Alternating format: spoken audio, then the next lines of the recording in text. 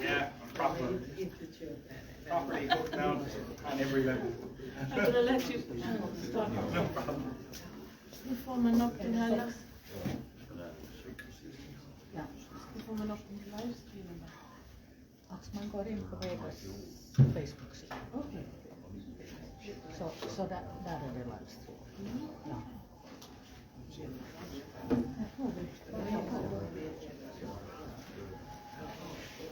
59.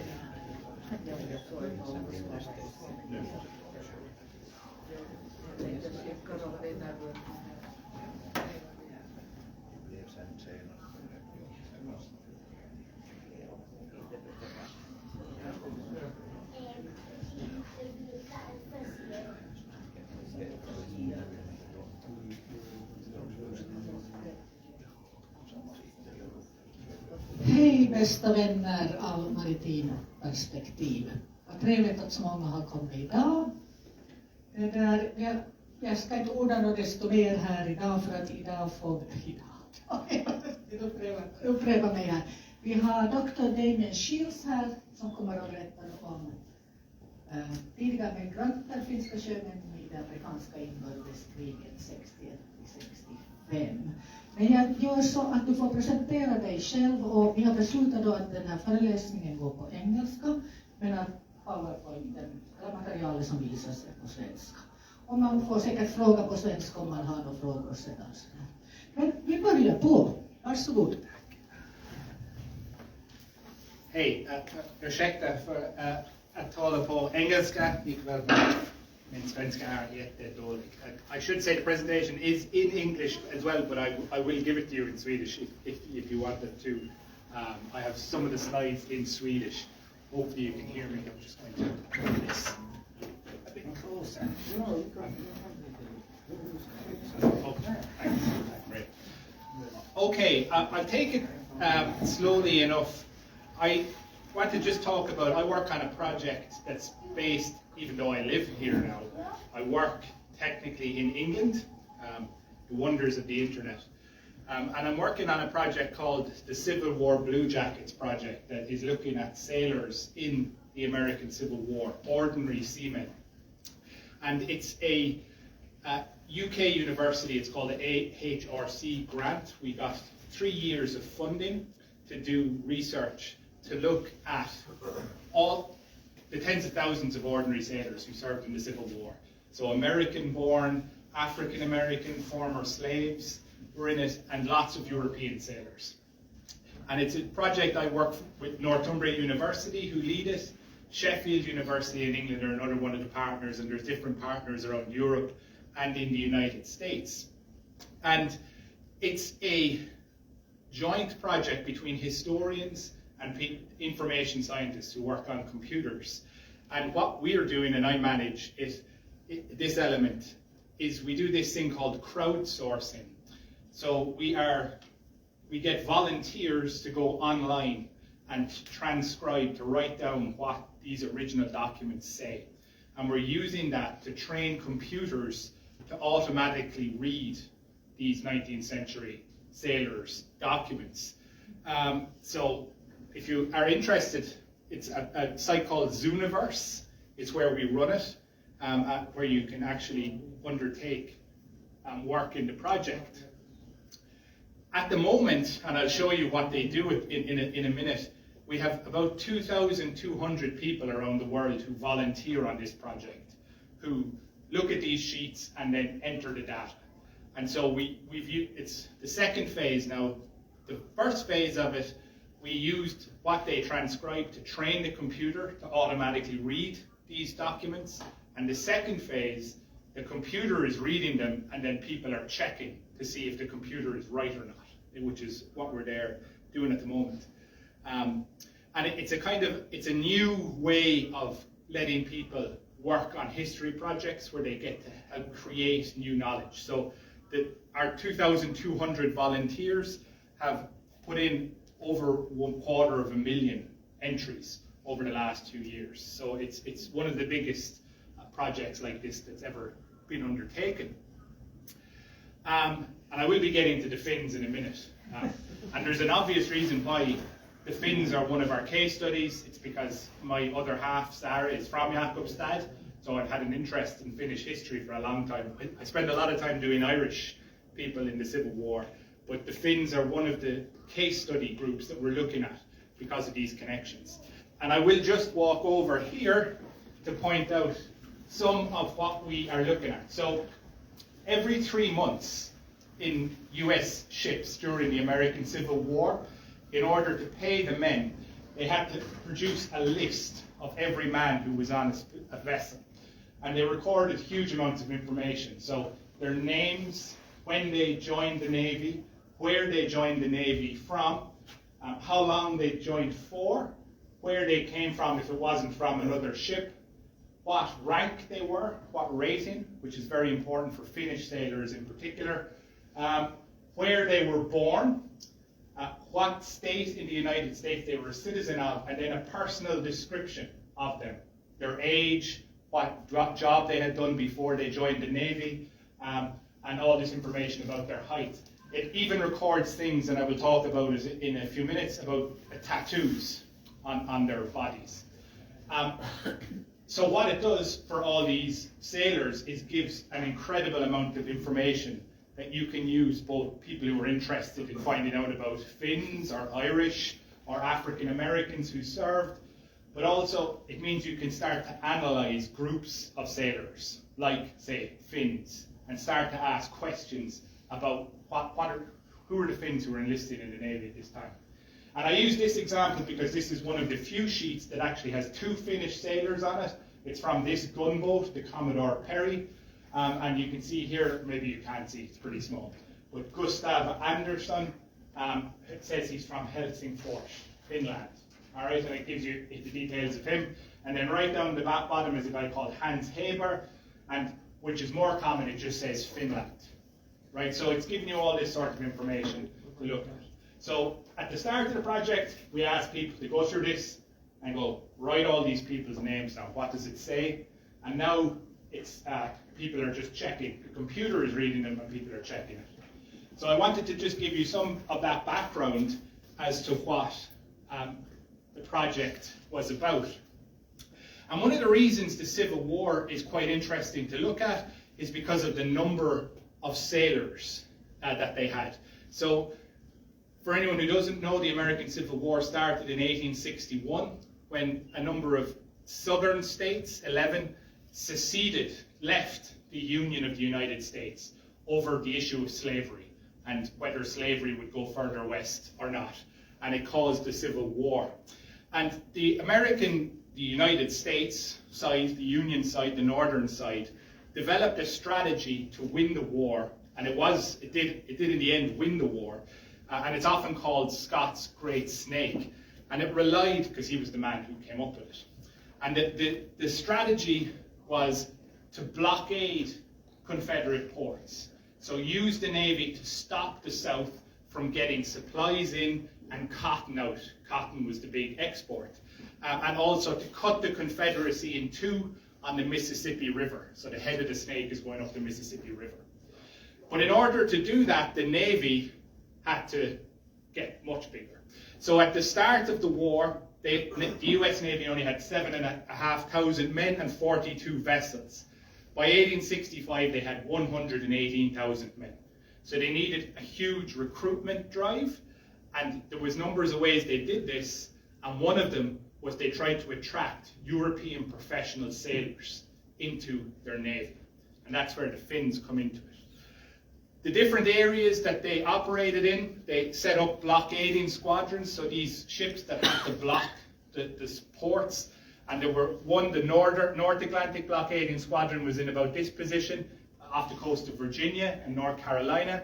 The South Atlantic blockading squadron went down South Carolina, Georgia, Florida, and then the Gulf squadrons in Florida here and into Alabama, and then the other side over towards Mississippi, Louisiana, Texas. And then there was another group, they were called the Brown Water squadrons, who served up the Mississippi River. And there were Finns in every one of these squadrons, all over the place. One of the reasons, apart from my connections to Finland, that I found them an interesting one to look at is because of Finnish immigration, which I'll reference in a minute, but just to tell you the different types of people who are being brought into the Navy. So a lot of them are people who had emigrated already. So let's look at the Irish. I'm Irish. The Irish had emigrated a lot after the Irish famine in the 1840s and 1850s. There were hundreds of thousands of Irish living in New York City. These people weren't seamen, usually, weren't sailors, they were just poor. And so they went after poor people in cities to enlist them. But this is the group we're particularly interested in. They also went after these men who were fishermen, men who went and caught oysters, men who were on ocean-going vessels across the Atlantic, to try and get people who knew what they were doing on a ship into the army. And the other big group who we're doing a lot of work on are enslaved men.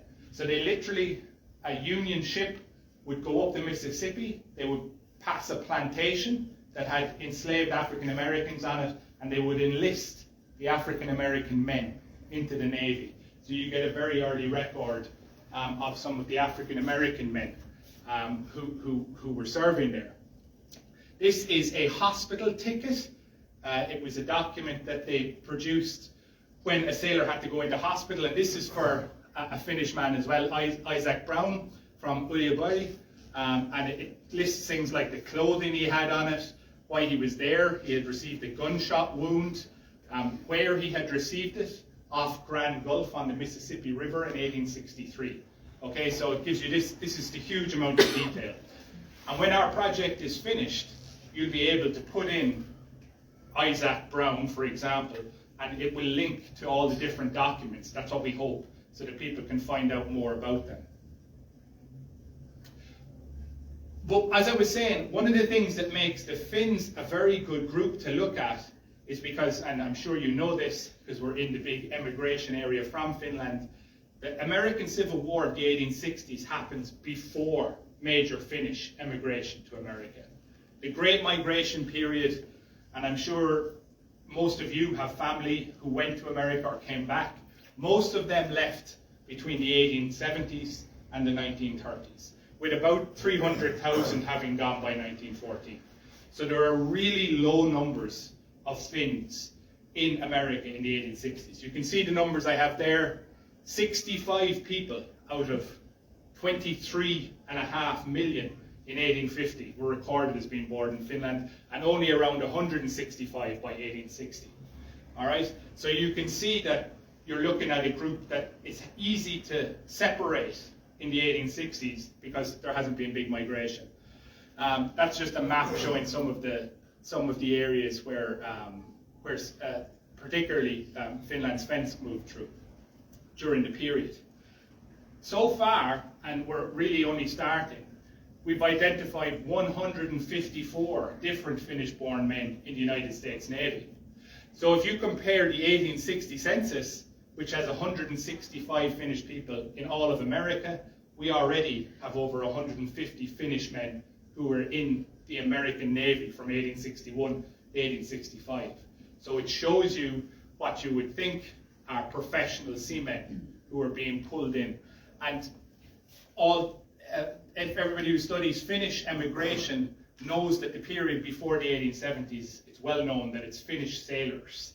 And obviously a lot of the Finnish sailors are coming from port cities and towns on the Bothnian coast and down around by Helsinki.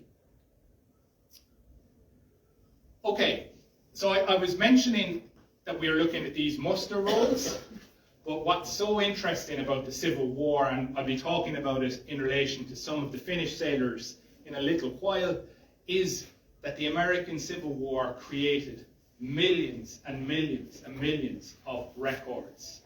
So you have records of people enlisting, you have the hospital records like we just saw there, men who after the war who might have fallen on hard times and struggled, they were allowed to go into national homes for veterans, and so you have records from them. The most valuable, which I have spent the last 15 years working on for different groups, are the pension files, which would give you more information about people in the 19th century than any other records. And we'll be talking about the pension files quite a lot in a little while. but they were when men who had served applied to the American government for a pension, or their widows or parents applied for pensions. And I gave a talk recently for the Jakobstad Genealogical Society, and we went through, there were pensions being paid in Jakobstad by the American government, in Nikarleby, in Sokloth. The Americans were paying money to people who lived here because their family had served in the American forces in this period. And this just shows you, this is one part of a pension file from Charles Lindbergh from Vasa, and you can see some of the information. They'll often give it in the first person, but it's a set form where they're asking, when were you born? August 16th, 1839. Where were you born? Vasa, Finland. When did you enlist? Where did you enlist? Brooklyn. There's a big connection between this area and Brooklyn in the 19th century, in Österbotten particularly. Where you lived before, where you lived after, what did you do when you enlisted, and all of this, and all the information of the different addresses that he had lived after. So these are people that we're normally lucky if we just know their name or maybe have a birth record. But if you find a pension file, you can recreate their entire lives. So it's one of the reasons the Navy are so valuable, the Navy records.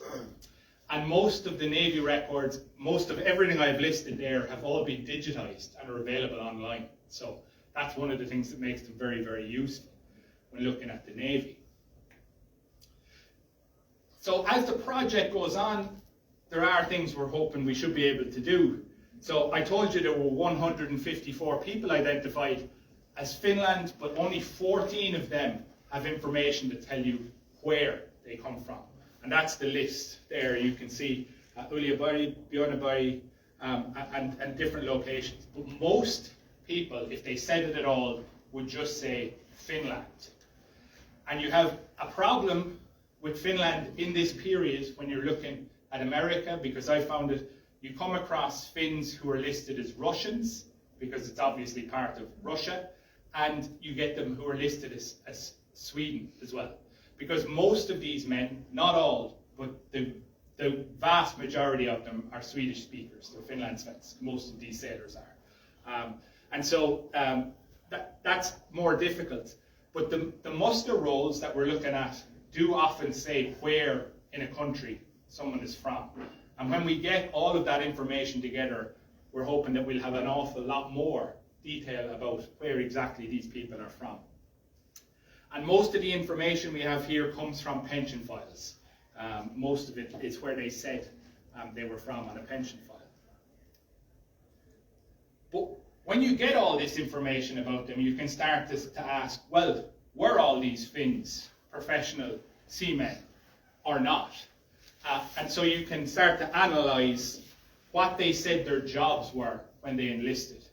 And you can see here from the Navy, I should say, when they recruited people in the American Civil War, they used to do it in things like bars, in pubs. They weren't like official military recruiting stations. They would go around to boarding houses where sailors were staying and recruit them. So often the information will say, what was their occupation? And it would say none. But you can reconstruct it in other ways. But the Navy were not very, they weren't too bothered about a lot of their information. But many of them do have it, and you can see the huge, on the right-hand side, mariner, sailor, seaman of the Finns. And carpenter is also often, the carpenter is a big sailing skill, and a lot of professional sailors would say they were carpenters as well, if they were working on the boat that way. Sail makers. So you see that the overwhelming number, and I will say this, of the 154 Finns, I actually think there's only one of them all who might not have been a sailor. I think all the others definitely were sailors or had been on the sea at some point in their lives before they enlisted. So very valuable for the American government.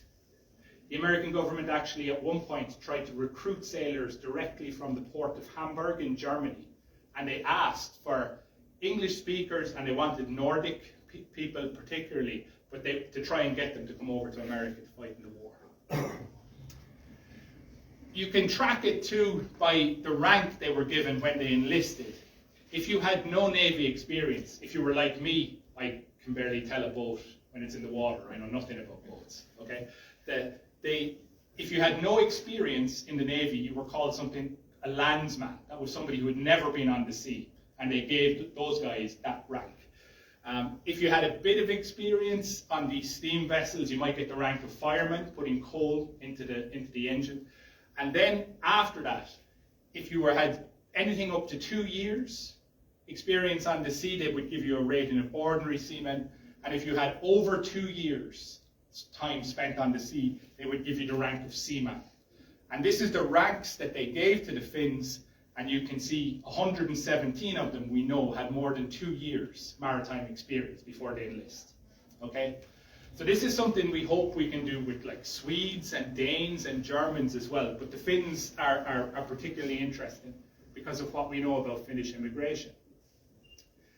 We'll move past the charts in a minute. I know they can be a bit annoying, but this is actually the first time I've spoken about this work, so it actually gave me an opportunity. The next, I'll be speaking about it just outside the Naval College in Annapolis in Maryland in about 4 weeks' time, so that'll be the second time, but you get it first.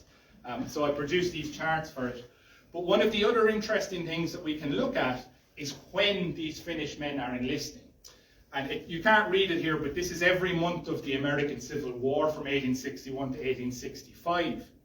And we know in 1861 and 1862 that the Americans went after merchant seamen really hard. They wanted as many as they could get. But it falls off in the middle of the war until later in the war, when they don't have enough men for the ships, they begin to offer an awful lot of money for men to come into the Navy. So there's a big jump.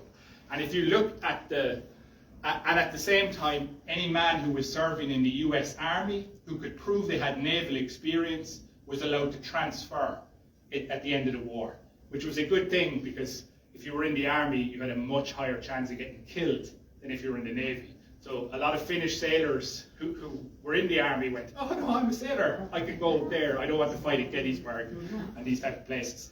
So, but you can see in the enlistments that it even though it's a small number of men, that it tracks what we know about when they wanted the most experienced sailors. With this big jump later in the war, when really, if you were a Finnish seaman who happened to come into New York City in 1864, the money that you would be getting to enlist made it worthwhile. You'll be getting significant amounts of money.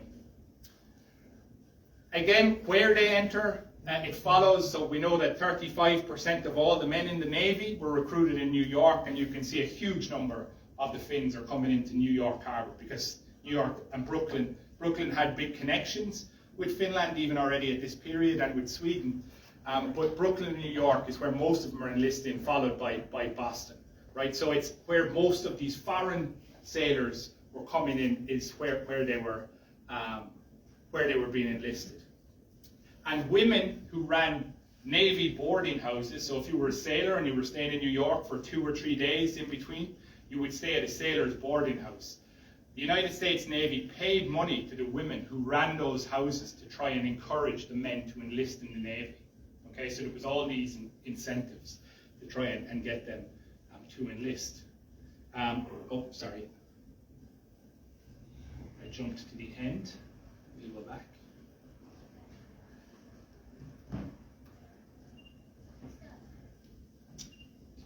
Okay.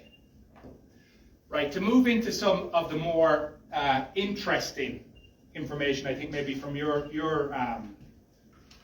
perspective, is one of the things I found quite interesting about this is, and I'm sure you know this from people in your own family who may have emigrated, is a lot of people from Nordic countries tended to change or alter their name when they emigrate, right? So that you'll see a couple of examples of it in a minute. But we're actually able to see what are the most common names that Finns changed their last name to when they emigrate. And by a long way, the most common name a Finn would take in this period is Brown. So I don't know how many Browns you know around Jakobstad. I don't know too many, certainly not who are Finns. But for some reason, it is number one. And you come across it again and again and again and again. Because it's just an ordinary name. And we'll see some of the examples. in a minute. But Thompson is third, Johnson, which makes some sense, is second. Smith, again, and so sometimes, and I'll show you some examples of this, sometimes they will look to adapt their Finnish name to something that sounds like it, and other times they'll change it completely.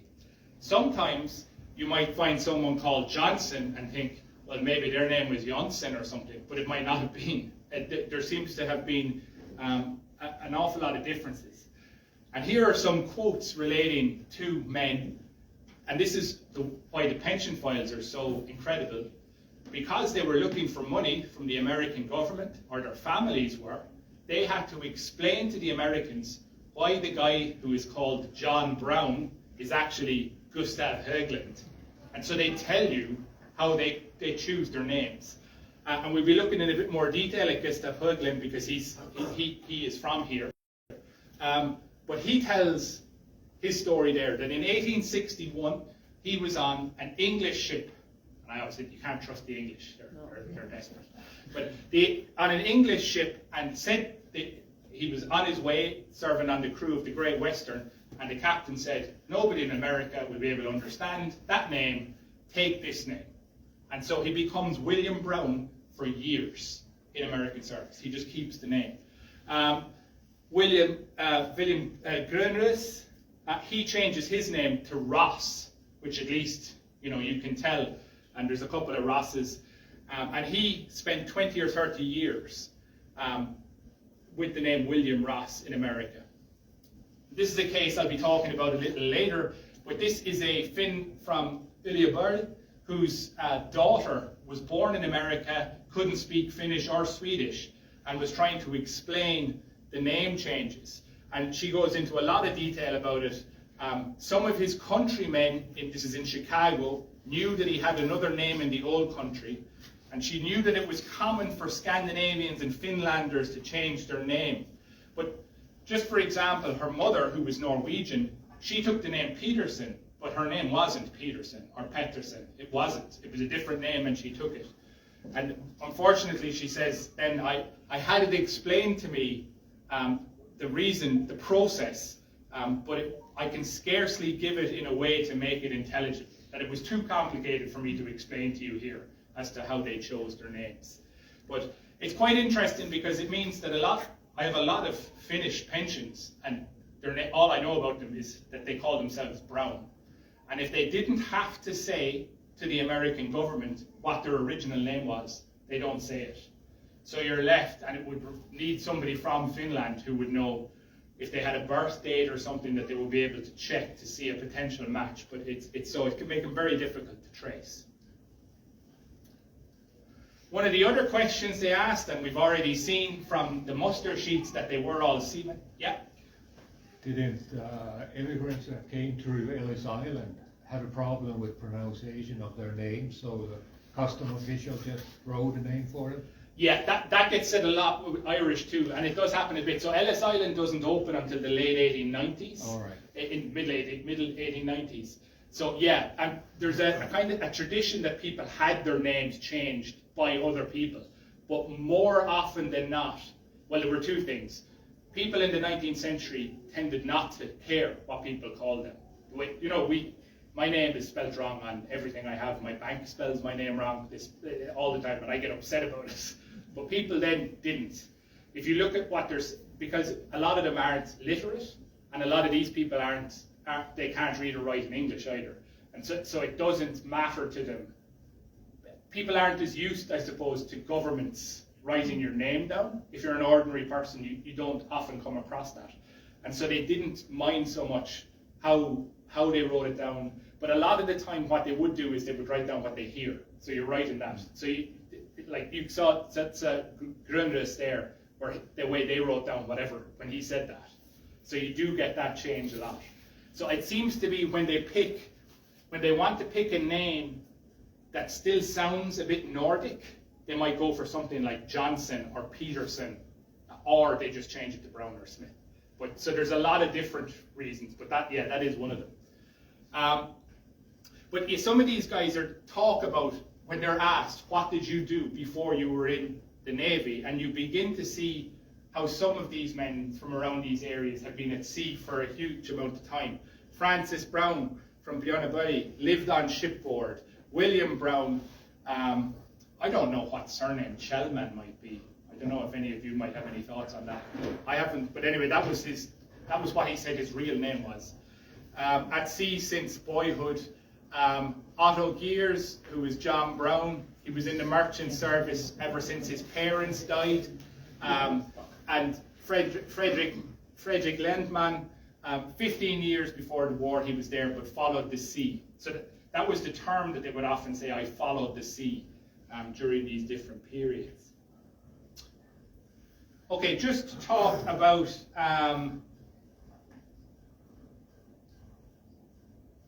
I should just mention one of the, and it relates to what you were talking about there. One of the guys from Emigrants, the woman, she goes on to say, who was born in America, she said, very many of the Finlanders changed their names on coming here because their Finnish names are so hard to pronounce. So that speaks to that. Just to give you an idea of some of where they served, as I said that a lot of these guys were in the Atlantic, but some of them were serving around the world, in the Pacific, the Mediterranean, where they would be looking for Confederate ships to attack across the world. But some of them are involved in very famous actions. So one of them here on the left-hand side, this is William Shellman. He was involved in this very, very famous attack on the Royal Yacht, which was a Confederate ship, very early in the war.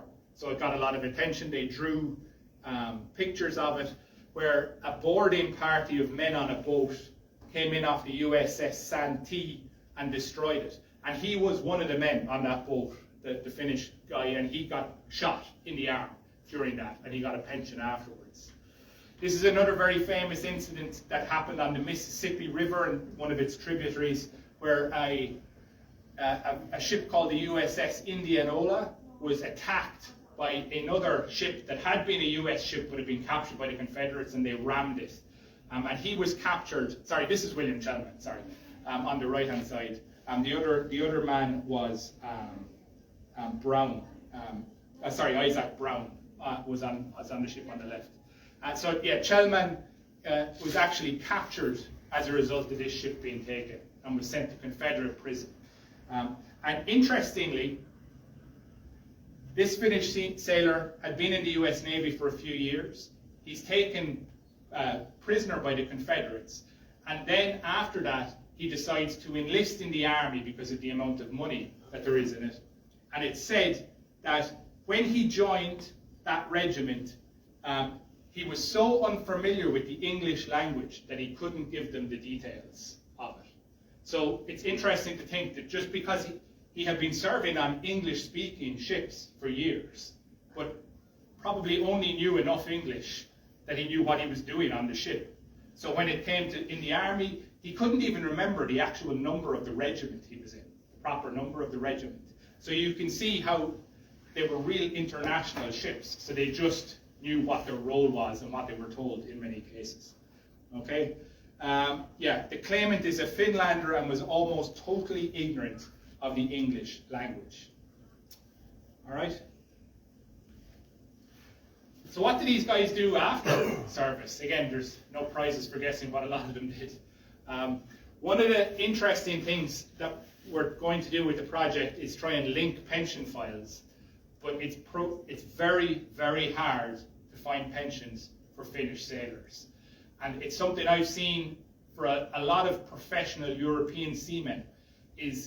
I think the reason for it is that they never claimed a pension, because most of them went back onto the seas of the world. They might have come back here, they might have gone to the Pacific, wherever it was, they might have gone whaling, and many of them didn't even know that they were ever entitled to an American pension. So the professional sailors who traveled the world were less likely to get an American pension than somebody who stayed in America. And a lot of the Finns who do get pensions are seamen who have no family in America, and they eventually come back there to go to one of the homes for veterans so they can claim the pension, and they talk about it. But again, you can see what these guys are saying. Went to sea for several years, William Chelman again, sailmaker. I've been in different vessels of different nationalities. He talks about being in Hong Kong, in London, in Calcutta. He went to a hospital in Calcutta in India with an injury that he suffered on the Mississippi River, and talks about how he couldn't tell them that he got the injury on the Mississippi River in the war, because the ship would have gone mad if they knew that he had a disability, and they would have said to me, Brown, it's obviously Brown, why he even has a little exclamation point. He says, Brown, what's wrong with you when you fall? And he says, I can't tell them that it was an injury from the war. And he couldn't even stoop to pick anything up off the ground. And so he goes back after a life on the world seas to live out his last years in America, because they can support him because of his service. So again, Adolf Bowman, at sea, sailed for some years in American merchant ships, afterwards home, and I'll be talking about Gustav again in a minute. But there's plenty of them. Otto Gears stayed in the United States Navy for 17 years. John Lang dies 10 years later serving on a ship. Frederick Lendman goes down on George's Bank, big fishing banks. He's out of the big whaling city of Gloucester, Massachusetts, and he actually loses his life on a ship that's captained by another Finn. So they're a little group of 8 of them who die there. So a lot of them are serving in different areas. The Hoboken ferry that took people from New Jersey to Manhattan, Charles Lindbergh from Vaasa gets his job on that. So many of them are staying in service. One of the things that I'm particularly interested in is tattoos and tattooing, and just to look at some of them, because it can tell you a lot about a sailor's life. This is an image of he was called the father of tattooing in America, tattooing sailors in the 19th century. But some of them give you a bit of an insight into who they were and who they became after they went to America. So Carl Fellman, who was 45 years old when he enlisted in the Union Navy and he'd been a seaman, it said he had in blue and red India ink on his right arm, Carl F. Fellman, on his arm. And anybody who knows the reason he has that is because if he's lost at sea, it's an identification mark. So a lot of them would get their initials on their arm or their full name if they could. And sometimes you see their original names if their initials don't match what name they have in service. So that's a very common one that sailors in the 19th century, I don't know much about sailing in the 20th century, but they probably did similar. Andrew Nelson and Charles Wilson had anchors tattooed on their hands, big favourite of sailors. Getting ships tattooed on them was very common. Charles Fisher and August Janssen had vessels on their right arm. William Grunrus had tattoos, letters on his right arm, and then had an anchor and a star on his right hand. Star is another very common tattoo among sailors. I don't know what the reason for it is. Any sailors here might know what the reason they got it was. Another thing that a lot of them had was religious symbols. So William Brown had a crucifix on his chest, a cross. John Brown, Finnish, had the crucifixion of Christ on his right arm, full crucifixion.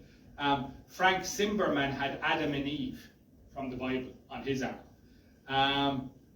And what you see with some of them then is how during their time on American boats, they start to get this American identity and the idea of themselves as American. So Francis Brown from Bjarneborg, he had the United States coat of arms, was one of them, but then he also had, for some reason, an image of Pocahontas, Pocahontas. They had Pocahontas as well. He had the American eagle on his left arm. He was really very fond of his tattoos. And he had the goddess of liberty, liberty being a big symbol of the United States in the 19th century on his right. So he went mad for American symbolism. And a lot of these tattoos would have been done by other men on the boat as well in this period. Some weren't religious or concerned about falling overboard with their names though. John Barry, which you would think is an Irish name, but he was Finnish. He had a mermaid on his left arm. And Edward Mahon, he had a dancing girl on his right. So you get some impression of the sailors' reputation. And I did want to just touch on that in relation to a couple of guys. We have a photograph of one of the Finnish sailors, a man called Fredrik Fredriksson, but we have it because it was taken when he was serving a 10-year prison sentence at Folsom State Prison in California. And I'm not going to, his crime was horrific, right? So I was actually wondering would I put it, I was hoping it wouldn't be, but it's an awful, he commits a terrible crime that I won't go into in detail here, but sailors had a reputation in this period for being a bit wild, particularly when they went on to port and things like that. And you see it referenced sometimes in relation to different men. John Smith from Björneborg, and I will just see can I find him. He is an interesting story. He was asked in 1892 if he had been married before.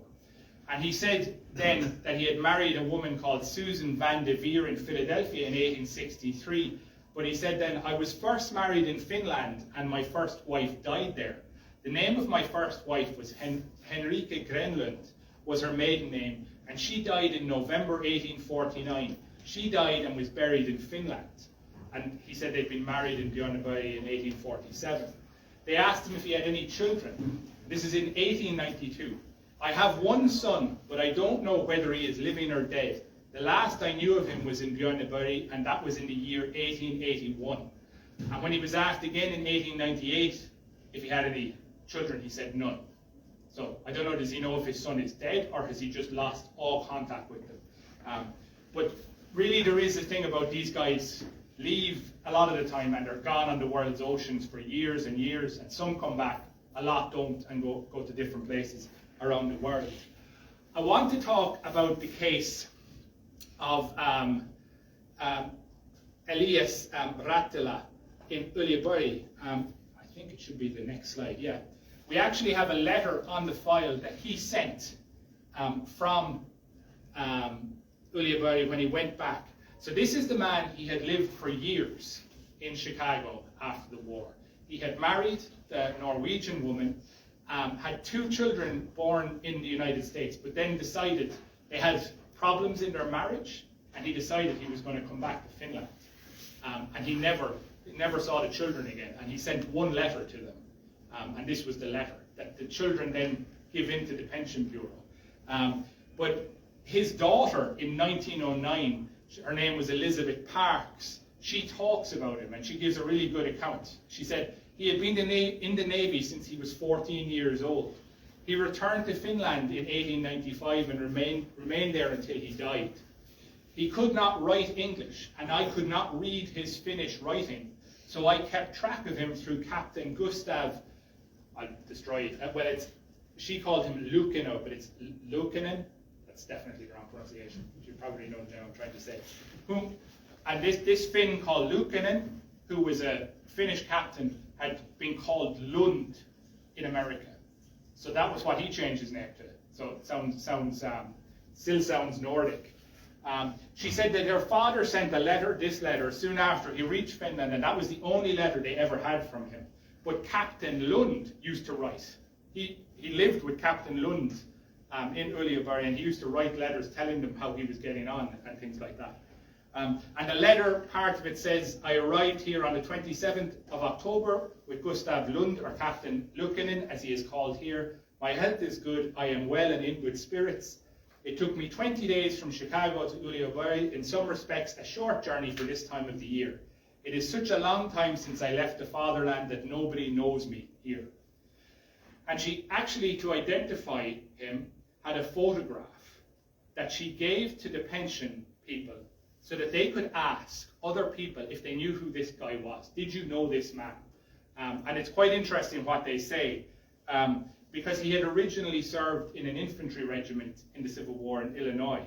And the captain of one of the companies said he did remember him when he saw the photograph. He said he was a peculiar fellow, and that he looked like a man called Bill Thompson, who served in my company. He was a foreigner, but I thought him Swedish, not Finnish. So an interesting insight into some of the stuff that you can get in it. I'll finish just with our main local man here, Gustav Karlsson Höglund from Turkey. I always say Jakobstad because we always say Jakobstad in Samsung, technically Pedersor, I think. Anyway, he was born on the 27th of March 1837, and he returned here, and he was being paid his American pension here. And in 1913, he applied for a pension, and he was writing in English, and he also had in Jakobstad a translator who was translating for him from Swedish to English.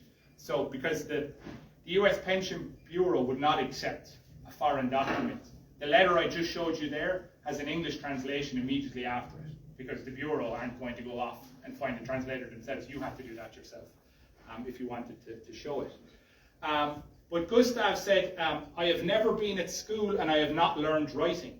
However, I have learned to draw the name of Gustav Höglund. I'm also not able to write the name William Brown. When I sailed as a sailor and shipped and was paid off, I was just asked to touch the pen. So, just a mark, and that was all. And as we saw earlier, he's the man who the English captain changes his name, tells him, change your name to William Brown. And so he serves under that, and he's trying to explain all of that. But when he went, just at the start of 1860, he goes to Brooklyn. As I said, it has very strong connections, particularly to sailors here. There's a huge connection between Gamleham and Brooklyn. I've come across it in a lot of files of different people who were working down there, but had been in Brooklyn at different points. So he's one of these guys who comes in America just at the right time when they're looking for people like him. And he ends up serving on a number of different vessels. The North Carolina, the Relieve, and the gunboat Watery is another one.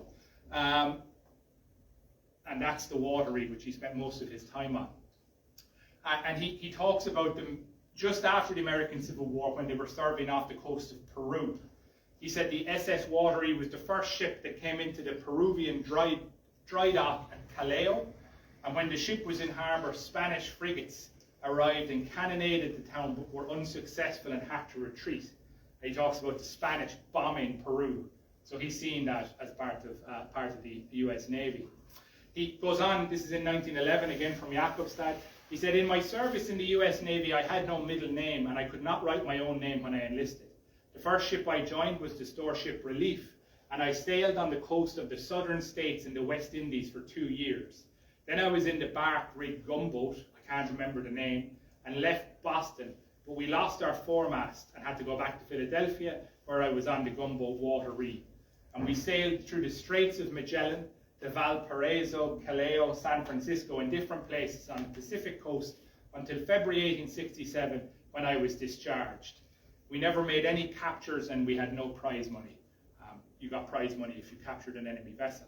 And that's afterwards, he just says immediately after that, then I spent a number of years on the American merchant ships, and then I went home. He was asked if there was any men who knew him in service, and he said, I had no fellow countrymen at that time at the places where I was serving because I belonged to a far-off country. So there was nobody who knew him on any of the ships. So we have some of the names, so some of the surnames might be familiar to you. His translator to English was a guy called Frederick Lindholm. Mr. Höglund, the custom house officer in Jakobstad, wrote for him. Mr. Keckland, the magistrate, and Isidor Taucher, the judge of the Judicial District Court of Jakobstad, all signed documents that they sent to America on behalf of this man. So after he returned here, he said he was a seaman for another 27 years after that, so presumably out of the town. But one of the really interesting things these documents tell us is about other people, particularly women. It's the best source on ordinary women in the 19th century in these files. And this actually, Gustav's file is not digitized, it's not available online. I actually got it out of the US National Archives. All these files are stored just down from the White House in Pennsylvania Avenue. So this is an original photograph of a document sent from Pederseri Church to Washington, D.C. But he married, when he was back in Pederseri, Anna Lovisa Matt's daughter Kristella in 1882. And when Anna died in 1912, he married Maria Sophia Gustav's daughter Niemann. When Gustav the sailor died in 1913, Maria was entitled to a pension, even though she would never have been to America almost certainly. But they had to ask her, have you ever been married before? And I think it's a really interesting detail about what life was like everywhere in the 19th century, but her life in the 19th century. And she explained that Gustav was the 4th husband she had buried. And she goes through it. She said that she was born on the 8th of July, 1852, and that she was first married in 1882 to Matthias Eriksson Pettas, who died in 1887 when he was crushed in an accident at Liverpool Port, so another sailor. Then she was married to Anders Gustafsson in 1898. He died in 1904 of consumption, tuberculosis. Then to Johan Henrik Eriksson Sundqvist in 1908, and she gives the birth dates of all of her husbands as well. And he died in 1909, also of consumption. And then Gustav died of heart disease in 1913. So she outlived 4 husbands, but eventually got the American pension. Yeah, so sorry, that's the... and other people, the vicar in Pederseri Church, the vicar in Jakobstad Church, the local doctor, all of these men wrote and signed documents for her to send to America. And although I've only been talking about the Navy in the Civil War tonight, there's a lot more local men immediately after the Civil War. So these are the men I've identified so far. There are definitely more. Matt Solfine from Socklot. He's buried in Arlington National Cemetery in Washington, D.C. And when his family applied for a pension, they handed in a list of what was in their farmhouse in Socklot in 1898. Like, it lists the pans, the animals they own, everything in Swedish that's in America. 3 brothers, all from the town of Jakobstad. Otto Alexander Grenholm. His father died, his mother remarried. And then the Kiskinen brothers, they all emigrate. They all serve on the same ship. They also serve on the same ship as Matt Solfine, a ship called the A.D. Bash, which also has at least one of these guys from the Caribbean. There's one ship in the United States service in the late 1800s that has a very large number of sailors from this area on it, which I've been doing some work on, but want to do a lot more. But some of these guys, I can't remember, is it William Johansson or Julius Lund, are claiming, they're also being paid their pension in Jakobstad. Oder Keskinen is being paid his pension in Jakobstad, and when he died, his sister, because if you were an American pensioner, the Americans would pay for your funeral. When he died, his sister kept the receipts, the reckoning from the burial, and sent it to the United States, and they gave her the money back. So the original receipt from his death I think he died in the 1920s, from Jakobstad is still preserved there. So really interesting kind of information about a lot of these guys. But anyway, I will leave it at that for now. Thanks very much.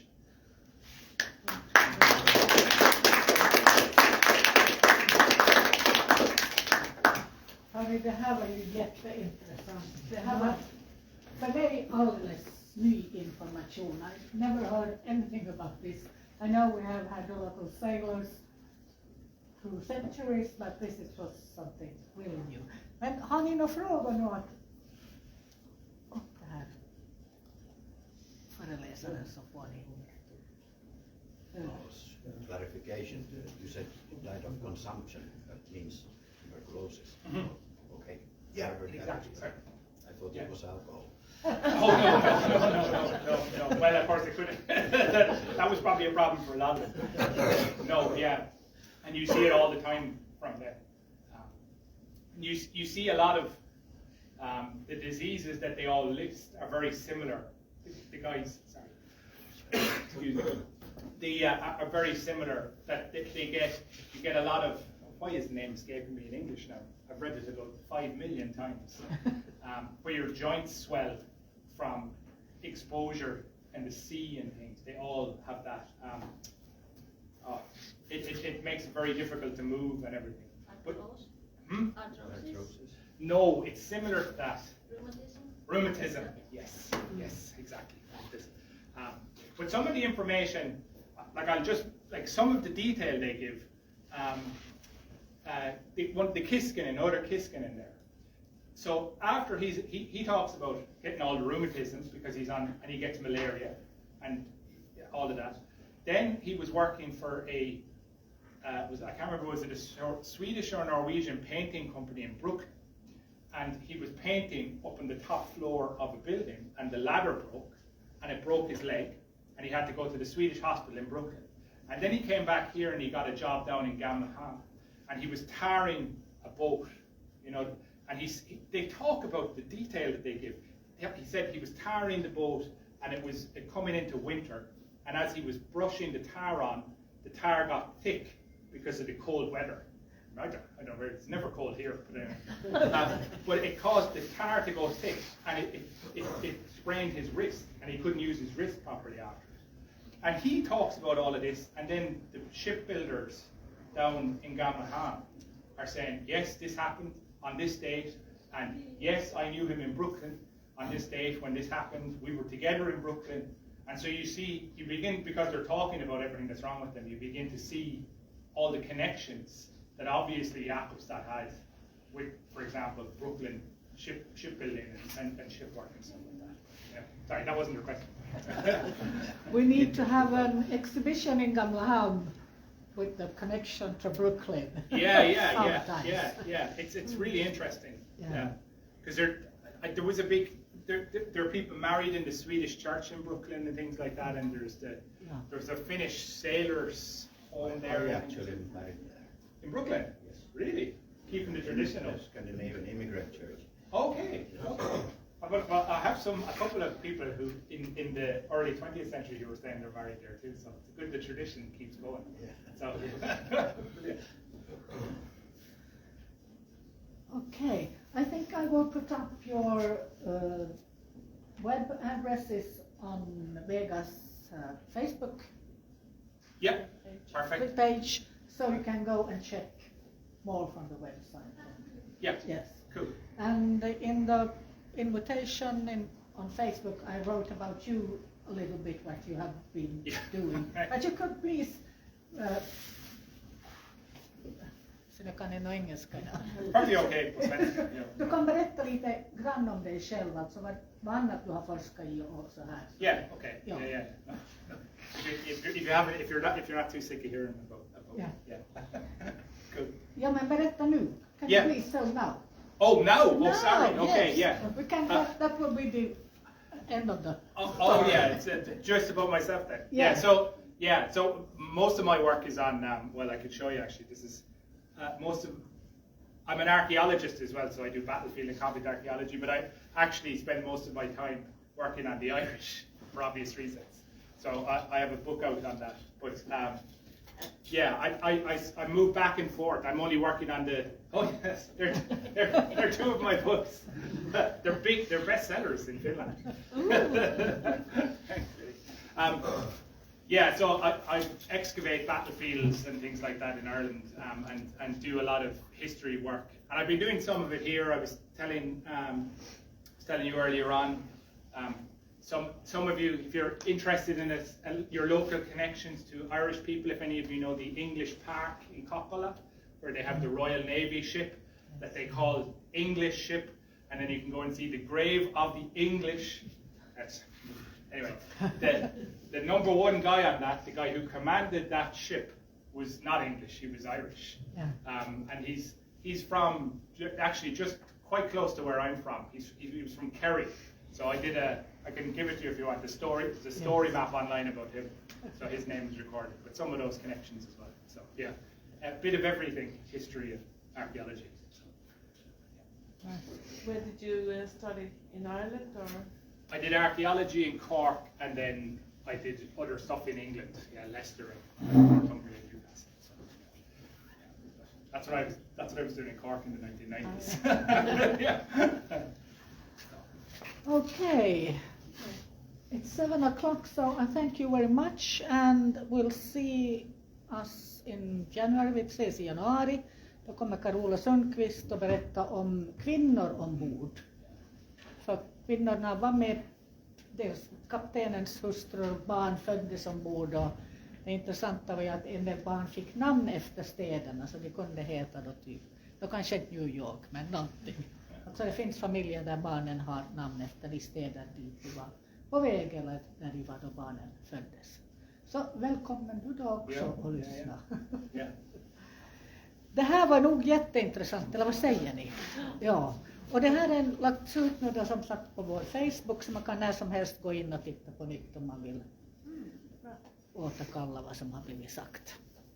Fint, tack ska du ha. Tack.